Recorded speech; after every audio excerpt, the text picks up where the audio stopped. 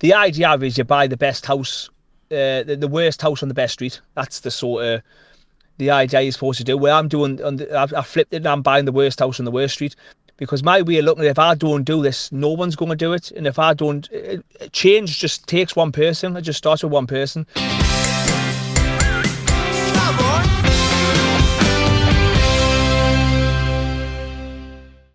So, to go straight in it, I'm an ex-drug addict. Right. From a quite young age. I was, from about 13, 14, I was using drugs, so experimenting with cannabis, alcohol. And about, say, 15, 16, I started smoking crack cocaine. Okay. Quite a young age. That just led on to other things. Led us, I ended up going to prison. I got 9 years in jail at the age of 19 through drugs and violence. Ended up smoking heroin when I got released from jail, and it wasn't up until I would say 2020, just before COVID, is when I sort of got my act together. I mean, I've always been in construction since, but I've always lived that lifestyle of using drugs, going out on the weekends, going missing for days. So it was a very unstable life I was living. Never really had any prospects or ambition, just sort of living day by day until lockdown happened, and that's when everything sort of changed for us. Lockdown was, in my opinion, the best thing that ever happened to us. It was the best thing that could have happened to us. Wow. It sort of dragged us away from the, because you were on lockdown, you couldn't mix with anyone, you weren't allowed to see anyone, so that sort of is what I needed to be taken away from the environment and taken away from everyone who I was associating with and who were sort of influencing me to do what I was doing. Wow. So yeah, and fast forward to today, I mean, my life's been completely different over the past 5 years. Yeah, tell us, what's the journey you've been on since then? I honestly, I really appreciate your honesty. This is incredible. No, that's fine. Yeah, I mean, so I sort of lockdown. I started watching YouTube videos, just on property and other ways to sort of to make money, and I got into self-development in a big way, and from there I started exercising quite a bit. Now I run ultra marathons across the mountains. I've been doing that for about 2 or 3 years now. This is a story literally from one extreme to the other. It is. I feel I've just swapped one addiction for the next. Wow. But so I'm currently training at the minute to run 160 miles across the Pennine Way in January. I'm doing that for a local charity to me. I couldn't even do that on the bus. Yeah, so I'm training pretty hard at the minute.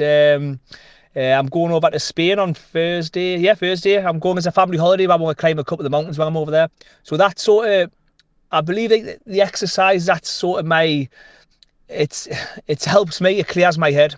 I mean, I do take it to the extreme with the ultras and the mountains, but it's how I sort of regroup and gather myself, and it gives us focus, if that makes sense. Oh my goodness, this is incredible. And yeah, I need something to focus on. I mean, I live still a hectic life with work at the minute and with the properties. So when I spend a day or two in the mountains by myself, it sort of helps us come back to earth. Wow. Look, from regenerating yourself, what are you doing with regards to regenerating the area in Blythe that you're from? So I mean, I've got a passion about Blythe. I was born and bred there. I know it's had issues over the years. It was at one point, I think it was in the early 90s, round about the time I was born. It was known as the drug capital of the Northeast. I had about 14 or 15 heroin overdoses in a short space of time. And there's certain parts of Blythe that have just been left to rot. The council haven't done anything. There's been a lot of landlords from outside the area who are drawn in with the cheap prices for properties, and they're just buying them and just sticking anyone in them, and they're not doing the maintenance. So I've just seen the area being brought down a handful of the streets. So I'm targeting these streets. I'm buying properties and refurbing them and renovating them on these difficult streets, and giving them back to the locals and renting them to local families, and trying to do my part where I can. I target the boarded up houses, the crack dens, as pretty much what they are, the cannabis farms. So houses that have been left empty and derelict for years. And most of these are, the ones I've been purchasing, are owned by landlords from outside the area who bought them for £10,000-15,000 many years ago, and they've just let them rot. They've had anyone in, they weren't bothered who they were putting in them, and they were putting the wrong type of people in them who were just causing mayhem and causing havoc for the area. So I've been targeting, searching these landlords out, give them an offer, and taking these properties on and trying to bring them back to life. I mean, the one we just finished was a cracked den. There was all sorts in it. I picked it up for really cheap because of the state it was in. I mean, the renovation was over £50,000 for a 3-bed house, just to bring it back to a livable standard. And now that's got a lovely young couple in it, calling it home. And that's what. Yes, it's great that I've brought this property back to its former state, but it's what's even better for me is providing a lovely home for someone to make memories and call home for as long as they want to. And how do you think this is helping your local community? I get a lot of so I work closely with a organisation called Silks, who try and help young'uns get jobs, people who may be struggling with alcohol or drug addiction. So I get them involved in the projects, but also it's just, if I don't do this, if I'm not going to be refurbing these properties, who else is going to do it? I mean, what I'm doing might not have any impact on the area whatsoever. It might not, but if I don't do it, I'll never know. So if the properties I'm buying have been empty for that long, and now I'm just starting to bring these properties back to life, and it's starting to change the perception of the area. I'm in the area all the time. I speak to the neighbours, I speak to the locals, and they want more people like myself to do what I'm doing.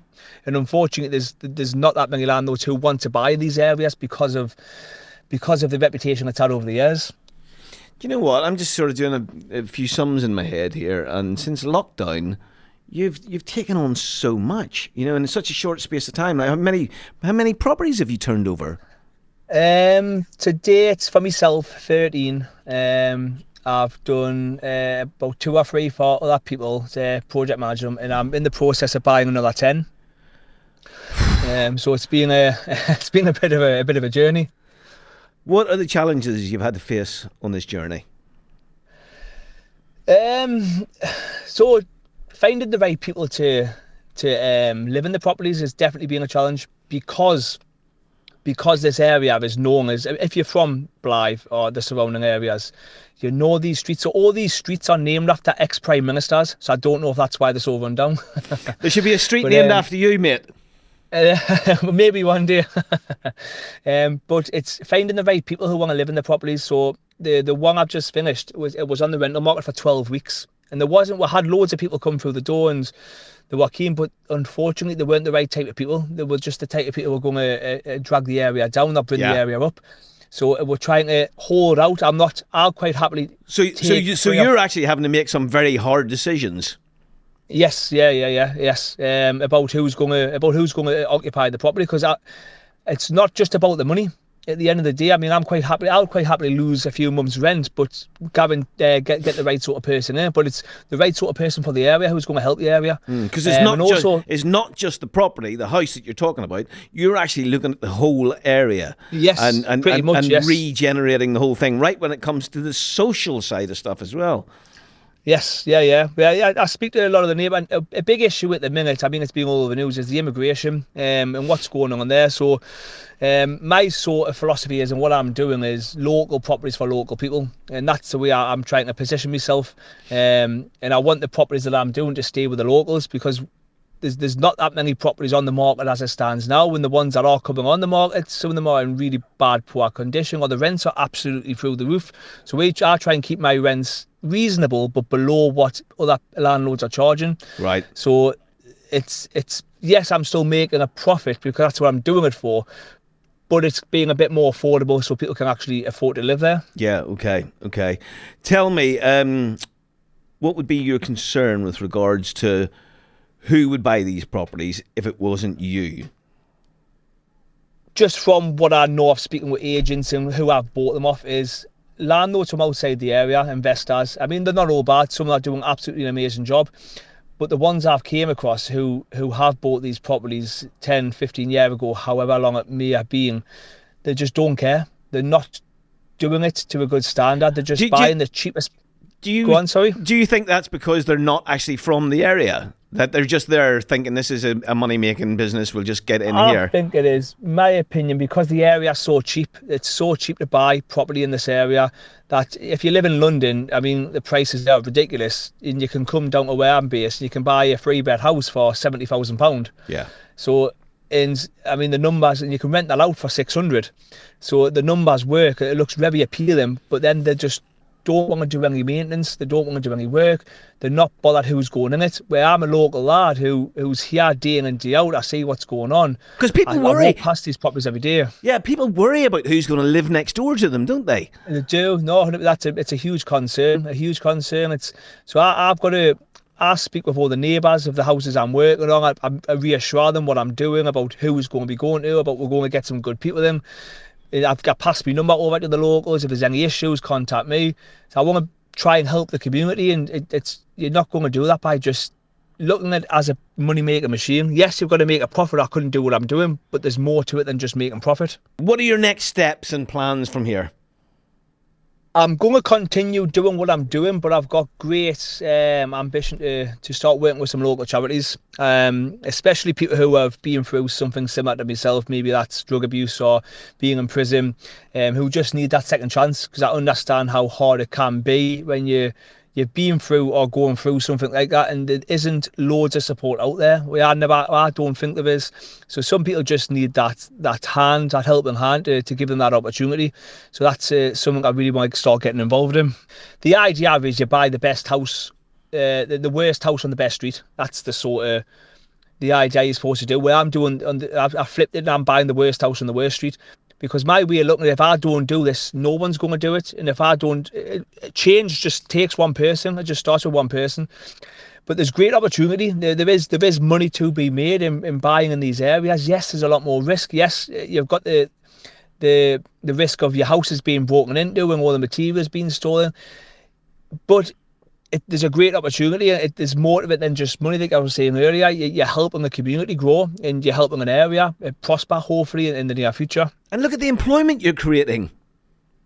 Yeah, we use all local lads, so everyone I use is local trades. So I'm not so much as hands-on in the projects now. I still like to get my hands dirty now and then, but I use all local lads, and I do get some young kids in 16, 17-year-olds to give them a bit of work experience on the site, because I believe construction is a great industry to be in. Absolutely. And I believe that a lot of kids these days, they don't want to get their hands dirty. I've got an 8-year-old son who I take on site with us, and if you're willing to get your hands dirty and do a bit of hard work, there's some great money to be made on building sites.